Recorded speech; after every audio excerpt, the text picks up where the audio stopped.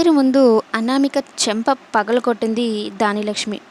నా కొడుకు తప్పు చేయకపోయినా నువ్వు చేసిన తప్పులన్నింటినీ వెనకేసుకొని వచ్చి వాడినే మందలించాను. పోనీలే 4 రోజులు తెలుసుకుంటుంది, ఇద్దరు సర్దుమణుగుతారు అనుకుంటే నా కొడుకుని వీధిలోకి లాగి ఇంత గొడవ చేస్తావా అంటూ దానిలక్ష్మి బాగానే బుద్ధి చెప్తుంది అనామికకి. అయితే కళ్యాణ్ అపర్ణ ఆరోగ్యం ఏమైపోతుందో ఏమో ఈ గొడవల విషయంలో అయితే అనుకుంటూ, పెద్దమ్మ ఇలాంటి గొడవలు ఇంకా జరగకుండా ఉంటాయి అన్నట్టు మాటిస్తూ ఉంటే, ఓహో నాకు విడాకులు ఇచ్చేసేయాలని అనుకున్నావా, అందుకే మీ పెద్దమ్మకు మాటిస్తున్నావా, నాకు విడాకులు ఇచ్చేసి ఆ అప్పుతో బలాదూరుగా తిరుగుదాం అనుకుంటున్నావా అని అయితే అంటూ ఉంటే, ఇక కావ్య కోపంతో నువ్వే గనుక నా చెల్లెలుగా అయ్యుంటే నీ చెంప చెల్లు అనిపించేదాన్ని అనేది అంటూ ఉంటే, అవును నీ చెల్లి నేనెందుకు అవుతాను, నేను గుట్టుగా ఉండేదాన్ని, నీ చెల్లిలాగా నేను రోడ్లు పట్టుకొని పెళ్ళైన మగాడితో తిరగను కదా అనగానే కళ్యాణ్కి కోపం వచ్చి అనామిక మీదకి చేయెత్తుతాడు. ఒక్కసారిగా ఇంట్లో వాళ్ళందరూ షాక్ అయిపోతారు.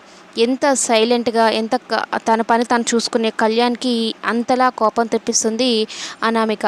మరి అనామిక కళ్యాణ్ విషయంలో ఎంత పెద్ద గొడవలు జరుగుతూ ఉంటే ఇంట్లో వాళ్ళు ఏం నిర్ణయం తీసుకుంటారు అనేది కమింగ్ ఎపిసోడ్స్లో చూద్దాం.